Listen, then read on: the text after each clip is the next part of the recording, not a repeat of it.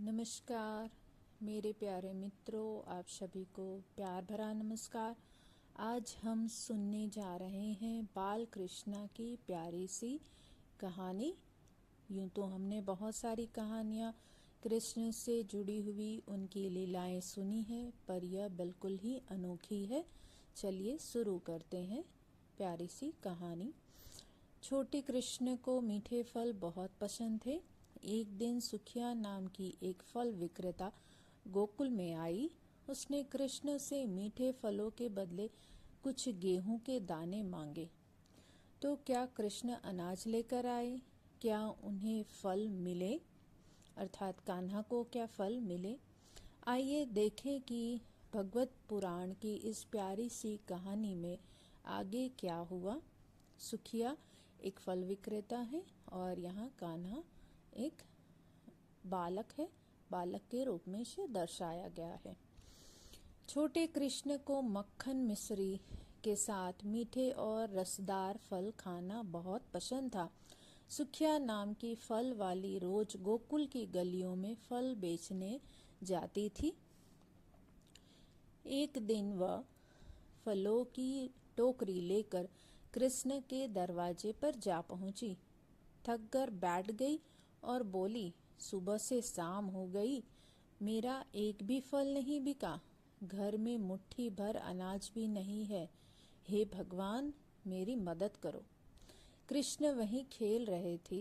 सुखिया की इस बात को सुनकर वे उसके पास दौड़े चले आए और बोले, माँ, मुझे भी ये मीठे फल खिला दो, मुझे बहुत भूख लगी है। सुखिया ने कहा, मैं तुम्हें फल जरूर दूंगी, लेकिन तुम्हें उनके पैसे देने होंगे। इन फलों के बदले में तुम्हें मुझे कुछ देना पड़ेगा। हाँ हाँ, मैं अभी ले आता हूँ। यह कहकर कृष्ण घर के अंदर चले गए। एक बर्तन में गेहूं रखा हुआ था। कृष्ण ने अपनी दोनों मुट्ठियों से गेहूं से भरी और फल वाली को देने चले आए। उसकी मुट्ठी से गेहूं के दाने गिरकर रास्ते में बिखर गए। सुखिया के पास पहुंचते पहुंचते उसकी मुट्ठी में गेहूं के सिर्फ 4 दाने रह गए थे। उसकी मुट्ठी से दाने गिर चुके थे। सुखिया के पास पहुंचते पहुंचते उसकी मुट्ठी में मात्र और मात्र कुछ ही दाने बचे थे।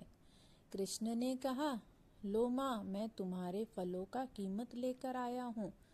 अरे यह क्या, सिर्फ 4 दाने? सुखिया बोली।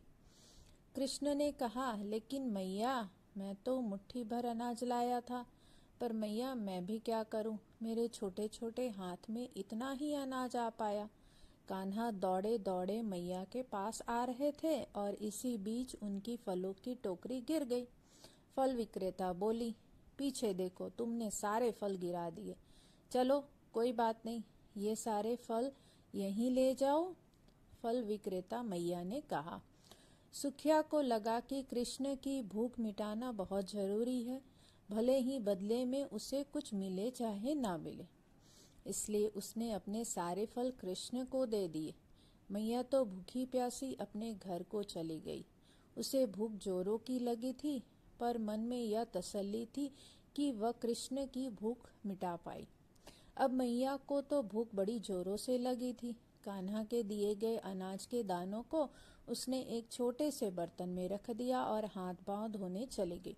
फिर वापस आकर वह सोचने लगी, चलो देखते हैं अनाज के डिब्बों में कहीं कुछ मिल जाए। उसने जब अनाज के डिब्बे खोले तो उसके आश्चर्य का ठिकाना न रहा। वह मन ही मन प्रभु को धन्यवाद करने लगी। सारे डिब्बे अनाज से भरे पड़े थे। उसने बहुत ही प्यार से भोजन बनाया और सबसे पहले प्रभु को भोग लगाया। अब उसने अपने फलों की टोकरी सहेजने के लिए खोली। जैसे ही टोकरी पर से कपड़ा हटाया, उसकी आंखें फटी की फटी रह गई। उसने देखा कि उसकी पूरी टोकरी हीरे मोतियों से भरी पड़ी थी। वह समझ गई कि ये सारी कान्हा की ही लीलाएं हैं। फल विक्रेता ने मन ही मन कृष्ण को धन्यवाद दिया।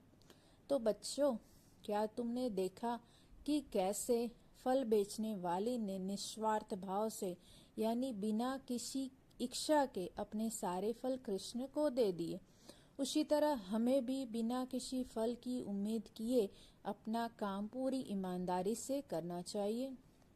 तो मित्रों, क्या आपको हमारी कहानियाँ पसंद आ रही हैं? पसंद आती है तो चैनल को लाइक शेयर सब्सक्राइब अवश्य करें और अपने विचार कमेंट में ज़रूर बताएं। तब तक के लिए राधे राधे। फिर से कहानी, प्यारी कहानी, सुंदर कहानियाँ लेकर फिर से आ जाऊंगी और बहुत ही जल्द आऊंगी। नोटिफिकेशन का बेल भी अवश्य दबाइएगा ताकि नई कहानी तुरंत आप तक पहुंच सके। राधे राधे।